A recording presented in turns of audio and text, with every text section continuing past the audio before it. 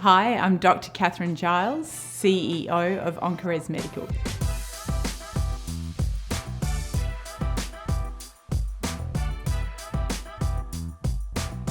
So at OncoRes, we're developing a novel imaging technology to help surgeons get all of the cancer out the first time. Alongside doing my venture capital career, I've always stayed working in surgery alongside surgeons as a surgical assistant. And I first saw this technology that was developed by Professor Christabel Saunders AO and Professor Brendan Kennedy at UWA and the WA Department of Health back in 2013. And I could immediately see it was just what the surgeons I was working with were looking for, which was more information under their control to enable better decision making and better outcomes for the patients. Our technology is completely unique, so basically what we do is we create microscale maps of tissue stiffness. And why stiffness is important is that cancer is around 6 to 7 times stiffer than healthy tissue. And that's why currently surgeons are still relying on their sense of touch to determine whether they've removed all of the cancer during surgery. So our technology, which creates these microscale maps of tissue stiffness, will be used in a probe inside the surgical cavity so that surgeons can identify cancer that they've missed and remove all of it the first time. So this is the device that we're developing. This one's actually been in patients during the current study. This is designed to be used by the surgeon inside the patient in real time while they're operating, so they can find where the cancer is and make sure they get it all out in the first time. Yep, and we have a disposable element that goes on the front of the probe that clips on, that we manufacture completely in-house in WA and gets delivered in a sterile package to theatre, so the nurses open it out and they can just 1 second clip it on the front of the probe and they're good to go. And that disposable element is unique to our technology, and it is the sort of part of the secret sauce of how we produce our images.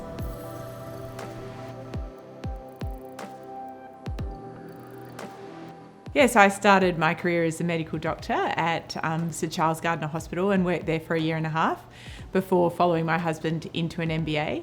And I was really lucky in the MBA. There was a venture capital unit, and after the MBA, ended up in venture capital. So first at a startup company in WA in 2005, and then been in the venture industry since 2006. Well, I guess the highest point since we founded is, there are probably two. And both of them relate to OncoRes getting attention in the US market. For us, the largest market, so we're focusing on breast cancer first, the largest market for us globally is the US.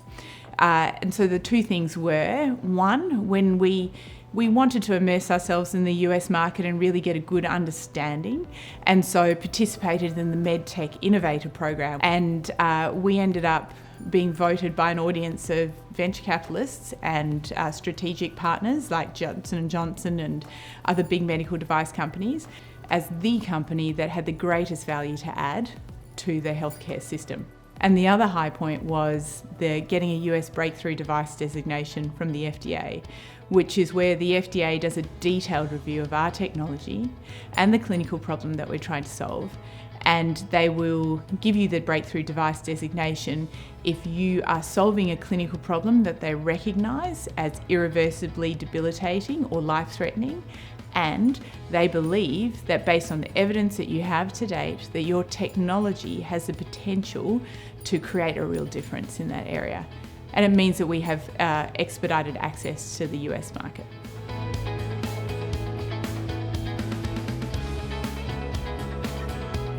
One of the things that I was told when I first founded the company was that don't think you can do this in WA. We won't have the access to the experienced people, and we won't have access to funding to make this work in WA. And I'm very pleased with, well, pleased is an understatement of how I feel about where we've got to. So as of Monday, we'll have 26 staff, the vast majority of those working in WA. We've got a whole very diverse team, some very experienced and some just at the beginning of their careers, which I think is a wonderful thing. But we're also starting to attract people who've got experience, who've been based on the East Coast, who want to be part of the team and so are coming to join a WA-based company, which is certainly something that we didn't imagine would happen, and we're told that that wouldn't happen, so pretty excited about that. We don't have an established medical device community here yet, so we've had to look to other industries and bring other skill sets into the company, and I think that's actually it's a huge strength for us to get that diversity and difference in thought.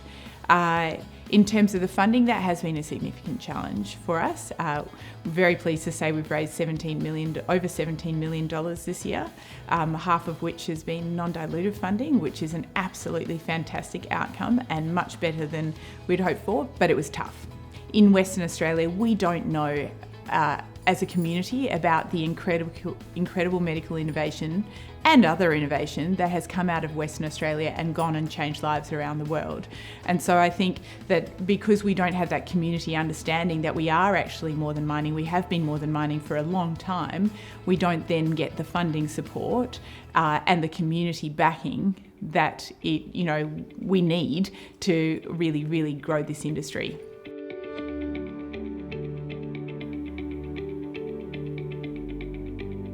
I was lucky enough that my family moved permanently to Perth when I was 8, and I am forever grateful that my parents made that move to enable me and my siblings to grow up in Western Australia. It has offered us such an incredible life, such incredible opportunities, and it's what I want for my kids. I want my kids to have that as well. So I think in terms of the lifestyle, I couldn't think of a better place in the world to bring up children. And it also, I think, this is not necessarily specific to Perth, but one of the really big things in the culture at OncoRes is that there's a huge focus on work-life balance, that for us to be the most productive we can be at work, we also need to have the other areas of our life. We need to be able to dedicate time to the other things that are important to each of us. So, and I think that that's something we're able to do more in Perth, but would potentially fly against the norms in a place like Silicon Valley. What I love about Perth is how collaborative we are, and how there is a real sense of community. I think because we're still small, there's a sense of community, and it's not only within the life sciences community, but it's definitely across different technology sectors as well. People always want to help you. So if they can think of someone to introduce you to that will help you towards answering that question you have, or helping you introduce you to a source of funding, people are very generous with their introductions, and I think there is a general feeling that we work together as Team WA to help each other succeed, and I love that about Perth. I wouldn't be anywhere else.